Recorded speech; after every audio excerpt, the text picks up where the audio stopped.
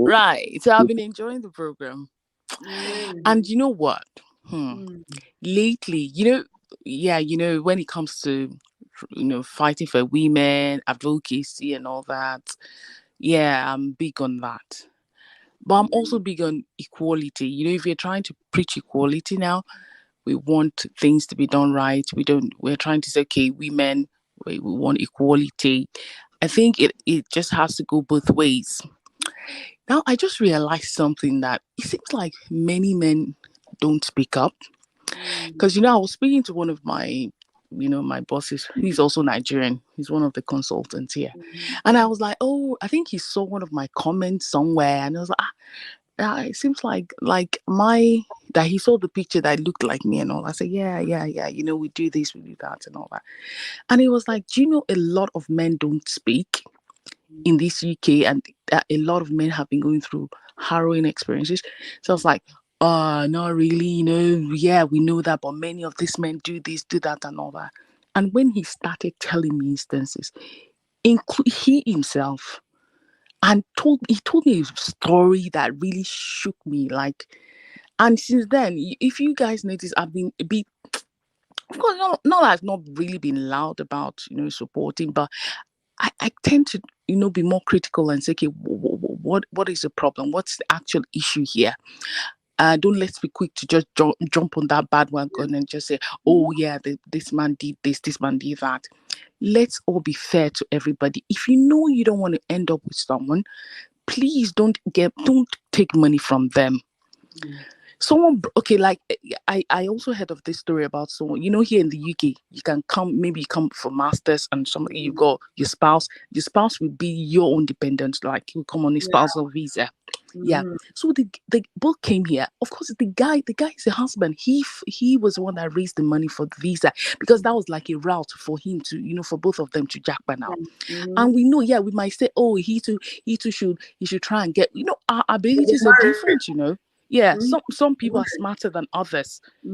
Some are smarter not the book way, some are smarter in the book way. So we can't really say, oh, everybody the guys should develop himself and get all these things sorted. We have different capabilities. So this man, just like, oh, we're family, oh, you have more, you are brighter when it comes to the books. Okay, you seek for the masters, and she got it. And he funded it, and both of them came here. And then she started messing around with one of our classmates, and that caused issue. And then she was kind of threatening that, oh, maybe she was not interested in the marriage anymore. Do you understand? So at that point, I just feel like if this guy were to be maybe my brother or something, it's just a sad thing. Please, women, I think we should talk to ourselves too. There's so many stories, and it's just disheartening. And that's why I put all those images there. When to hear about these things, if you know you don't love this man, why did you marry him? Why? Yeah, why? It just doesn't make sense. He raised all this money. You guys came. It doesn't make sense. Let's be factual. And I know that some ladies, just in the bid of trying to be you want to support your own and all that. Yeah, it's all bullshit. Let's be factual. I've got two boys. Right. Yeah, regardless of I fair. That. And don't be collect. I like what you said, me personally. Don't collect money. You know why this man is giving you this money. Exactly. No, because people like to pretend as if they don't know. I'm innocent. It's a lie. They do know. They know what's happening from the outset. Why would you don't really love this guy? Yeah. And at the end of the day, your ulterior motive, you already know what's in your mind. Yeah. It reminds me of a cartoon that we watch on YouTube. YouTube. Yes, we are Splendid subscribed TV. to Splendid TV. I love Splendid TV cartoon. It's owned by Nigerians, based in Nigeria, and they do the cartoons of different life stories, and it's amazing the lessons you can learn. I think we just finished watching a series on Maria. And this thing you're saying is very true. There's some women that know the intention of this man who is investing in their life. They know. Intimate story said these are husbands. Not exactly. And this one now, prayer now. Yes. Somebody now. Let me guys give you a story. The one that I heard. And on that day, I was weak to my knees. I just kept quiet. All right. So there was this story of this Nigerian man. Yeah, he was, from an average home in Nigeria. His father was quite influential. They had all these family friends and all that. So there was this girl that they kind of knew, when you have, those family friends, you go to the same church, but you're not really close to the lady. Yeah. So when he finished med school, I think he went to Uniben also, came to England. He's, progressed in his career and all that. So when he got to marriage age now, okay, come and marry and all that. So he tried Oyinbo. He said, well, he wasn't feeling them relationship wise. He now had this girlfriend, that was in Niger. So, but the family didn't really like the family of that lady and felt like, oh, he shouldn't marry her, But he really loved that girl, right? So, but his family insisted, no. They now said, the father's friend now said, oh, this is my daughter and all that. You remember this girl now, this and that? Okay. They now kind of just met on one of those trips. And then they got connected again and they did all this stuff. He kept going back and forth, brought her to the UK. Now, they said this girl, just a few months after this girl started trouble, it was just quarrel upon quarrel. He was so distraught. There were times that he would have to stay in hospital accommodation, right? So then, in church, sometimes he would come to church, the wife wouldn't come. They'll be like, where's madam now? They were attending Nigerian church. So, well, she's fine, blah, blah, blah. She maybe she had to work. He was just giving excuses. He was paying for everything. She wouldn't work. She said she wanted to do masters. He paid for that. It was trouble. She would throw things at him. He was bad. Like they said, there was a day she sprayed pepper on him, trying to incite him to act, but he just helped because then here, apart from you being you're not really white, you're just like you're black, and also because of GMC, it's just like the licensing body that regulates doctors. They are very hard on us, especially for we that were non-British doctors. We're very, very hard. Any little thing you get struck off, so that you have to be very conversant with that, and then you don't want any trouble. So he just kept managing and all that. He started getting depressed at work. People were noticing that things were changing. This lady apparently was taking contraception behind his back, didn't want to get pregnant for him. So clearly it was like she didn't even love him. Yeah. So she did the master's program. It was just almost like she just used him to come to the UK and get masters. And this is the lady that his parents selected for him, eh? Yes. Ooh. So now the main issue was now on one day, okay, he kind of like just moved away from the house, would just stay in hospital accommodation. So one of the days he just went home. He said, let him just go home and just see. He saw that there was no car that was parked, and his neighbor was like, what's been? Oh, I think one of the neighbors called his line before he came. That we've not seen anyone around the house. Nobody has come out of the house in the past 4 days. You know how these white people can be. Like what's happening? And he said, all right. He didn't make it seem like he wasn't at home. There's someone in the house. So he now came the next day. When this guy came home, he came home to an empty house. What? Empty. What happened? That's bad. That wasn't even the main problem. That was just the start. So he came home to an empty house, and because of that, he was, he quickly called one of the neighbors, just like a witness, and just say, hey, could you just come around, just go in with me, let's just see. I don't understand what's happening. I can't find my wife. My wife isn't home. There's nothing in the house. Everything. Furniture, beddings, everything clean. So where's this lady? That was now the next trouble. So he quickly called the police immediately. He rang the police. Then they started. That was where the trouble started. Investigations upon investigations. Like, where is it? Did she just disappear? They came to do forensics. Put that yellow line stuff tape around. Like it became like a crime scene. Do you understand? So he insisted and said, well, he had been in the hospital, and then they could track it to the place of work and all that. So clearly, he wasn't home, but because he had told the neighbor, he didn't make the neighbors had thought that he was also home, so it wasn't clear. So now what they even wrote to GMC, the licensing body. So at some point he couldn't work for a few weeks. He had to stay away to do all this. It was so stressful.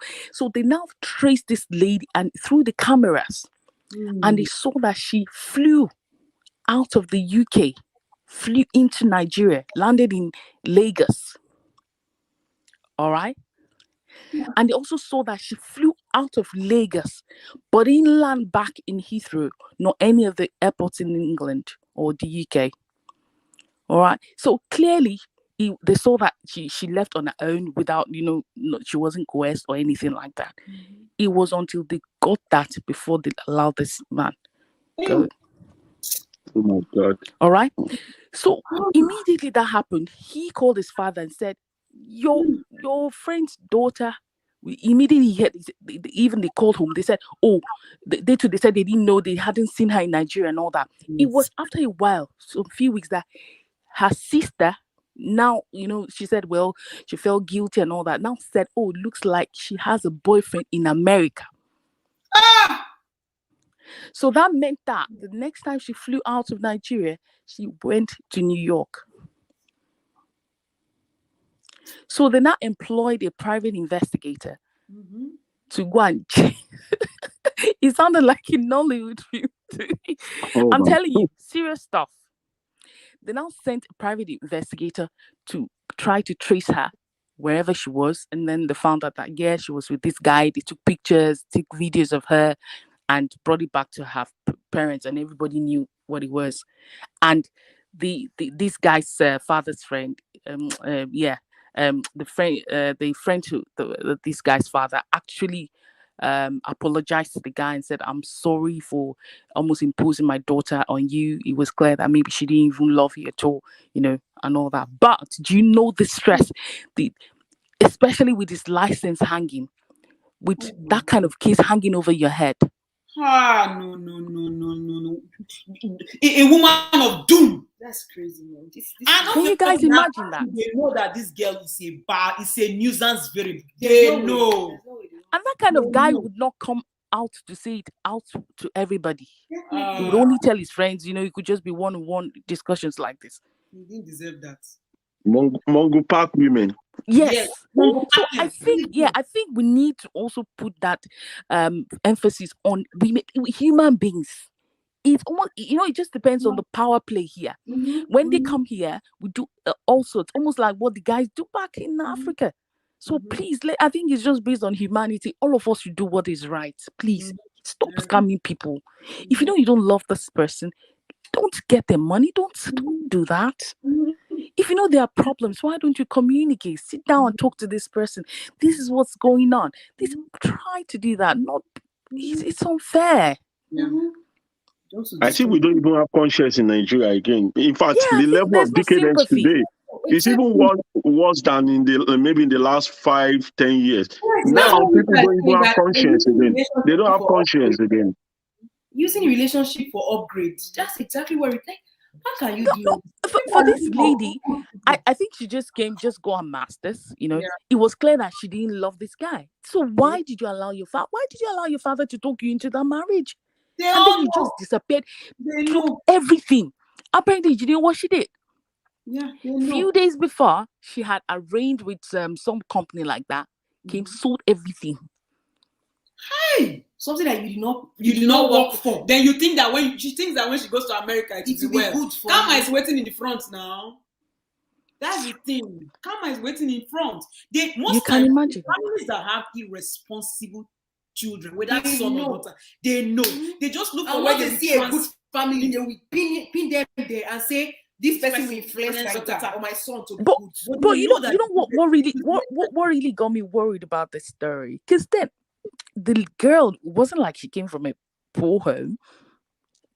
But she still had that wickedness in her spirit. Like it wasn't like it wasn't like, oh, you know what they say, that when people get money, that's when you know their real behavior and all that. But it wasn't like she was from a poor home, that she was just being desperate and she would just marry anybody just to get out of Nigeria. No, that wasn't the case with her. It's a selfish. Yes. And then why would you sell everything in that guy's house? And then this guy said he's a doctor. His license is any little thing. Yeah. Yeah. Maybe the other guy was the one that was telling her what to do. You see? Sometimes some people are just wicked. They are wicked people. It doesn't have anything to do with somebody. You see, if you are somebody that in your mind, you know that you are a kind person, you have your values, that with this value system, I don't defraud people. I don't disrespect relationship. My value system involves kindness, honesty, and integrity. My yes is my yes, my no is my no. There's no amount of influence from the external or outside source that will make you change. That will make you change who you are or that value system. So when someone is even telling some people, "Oh, you can scam the person like this, scam the person like this," the person who is receiving that information, already has the scamming spirit in them. So be able to hold that conversation, confirm what is already been playing. That's what we're saying. A bad person is a bad person. That girl has always been an irresponsible person. Her parents, they know she's an irresponsible person. They just pin them on good people. And that's what happens. I think so. Clearly. This thing is like, it's common sense that people always say, oh, it's not really common like that. But we see it every day. I see some of them in Nollywood movies. But some people, yes, I really know. I know that there are also some guys that are going through a lot of mess. And of course, they don't talk because the society, the toxic masculinity thing says, oh, take it. Oh, a man should be able to chest it. Oh, chest it. You will bottle. But common sense is that I think that if we start bringing this up, shining light onto this, I think it will encourage more men to come up and talk. Do you understand? Because the stories are gory. Dr. Timothy, you see, with situations like this, like some of you that already know people, they should come and subscribe to the channel. They should come and listen. They can always come and call in because our limits are literally what we see on Twitter and Instagram. So yes, it's like we don't know anybody going through all this blah blah blah. Unless, of course, if they want to send email, we have our email also there, and it's going to remain anonymous. But I don't want to put myself in that